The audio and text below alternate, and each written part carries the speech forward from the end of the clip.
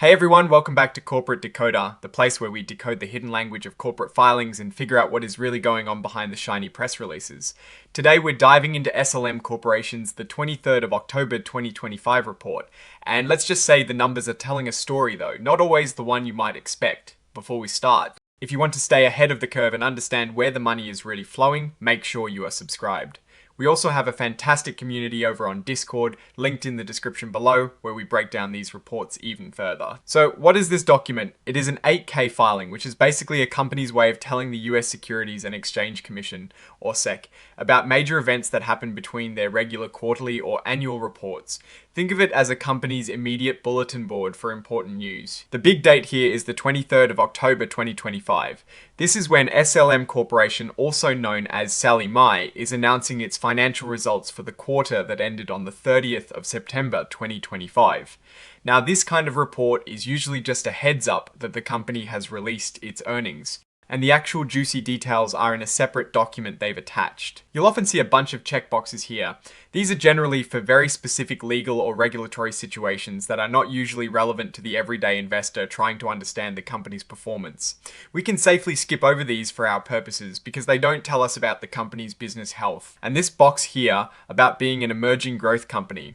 This tells us about the size and age of the company in terms of its public reporting. SLM Corporation is a well-established company, so it is not an emerging growth company. This really just means they have to follow the full set of reporting rules. This is where the real meat is, or at least it points us to it. Item 2.02 is all about the company's results and how things are looking financially. SLM Corporation is reporting its financial results for the quarter ending the 30th of September 2025. They've made a press release available, and that is what we'll be focusing on. The language here is a bit technical, but what it boils down to is they're saying, here is our news, and it is being provided to you, but it is not quite the same as being officially filed in the strictest sense when it comes to certain legal liabilities. They are also telling us that this information is not automatically included in all their other filings, unless they specifically say so. The main event from this filing is Exhibit 99.1, which is the press release containing the actual financial results. This is where we get to see the numbers and understand how SLM Corporation performed. These press releases are crucial because they are the first official communication from the company about its financial standing in that period. SLM Corporation, more commonly known as SLM, is a major player in the student loan market. They've been around for a long time, helping students and families finance their education.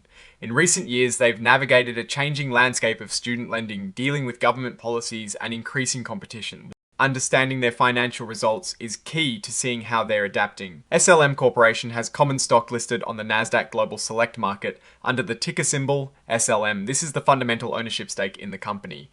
They also have preferred stock, which is like a hybrid between debt and equity, offering a fixed dividend and having priority over common stock in certain situations. Now, you might see addresses and registration details like this within the filing.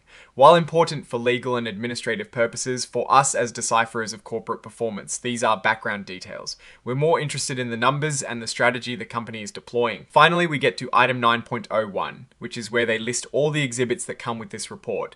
This is essentially the table of contents for all the attached documents. And here is something interesting, Exhibit 104. This is the cover page interactive data file formatted in inline XBRL. This means the financial data from the report is tagged in a way that computers can easily read and process it. This is part of an SEC initiative to make financial data more accessible and transparent for analysis. Now, let's get to the heart of the matter, the financial results themselves as reported in that press release. What are the key takeaways from SLM Corporation's quarter ended the 30th of September 2025? While this 8K filing doesn't contain the full financial tables directly, it points us to the press release, which is what we analyze. We look for trends in their core business, originating and servicing student loans. We want to see how much new business they're writing, how their existing loan portfolio is performing, and what their profitability looks like. Looking at the broader picture, companies like SLM Corporation face a constantly evolving environment. There are regulatory changes, interest rate fluctuations, and the overall economic health which directly impacts student enrollment and families' ability to repay loans. Their strategy typically involves managing risk in their loan portfolio, while also finding opportunities to grow their customer base through partnerships with educational institutions. In this particular filing, the focus is on the results of operations and financial condition. This typically includes key metrics such as net interest income, Provision for loan losses and net earnings. For a company like SLM, net interest income is critical. It is the difference between the interest they earn on their loans and the interest they pay on their funding. A higher net interest margin means they're more profitable on their core lending activities. The provision for loan losses is also a very important number.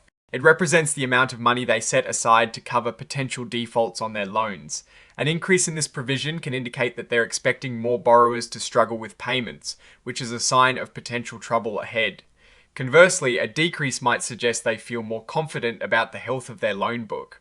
When we look at these types of results, we almost always want to compare them to the same period in the previous year.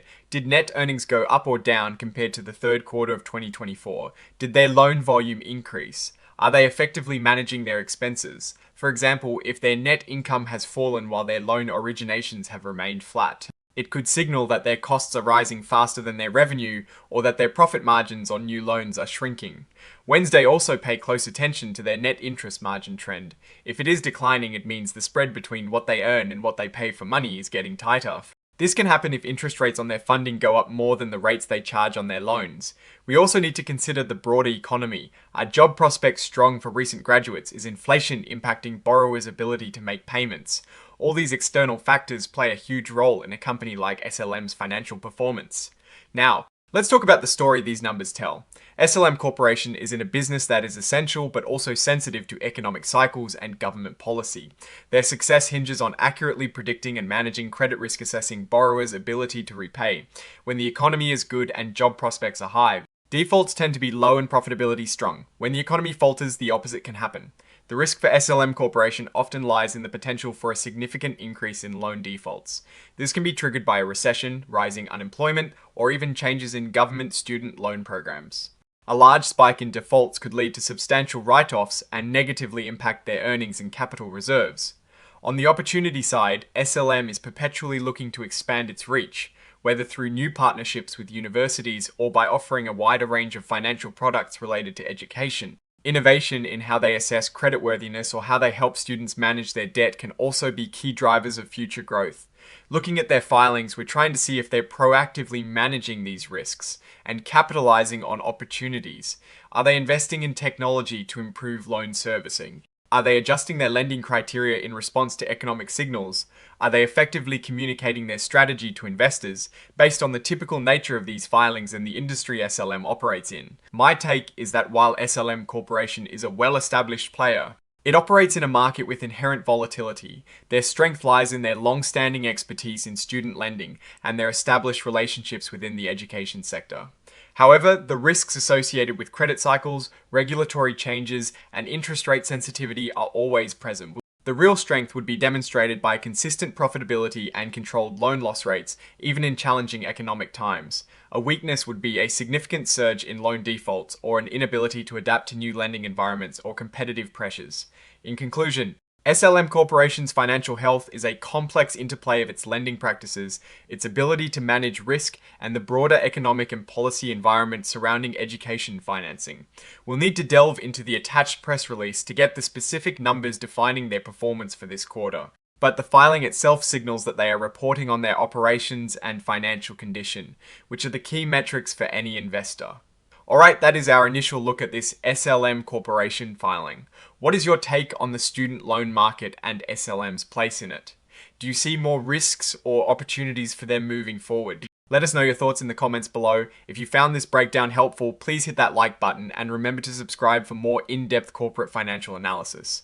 And don't forget to join our Discord community linked in the description for even more insights and discussions. Thanks for watching, and we'll see you in the next video.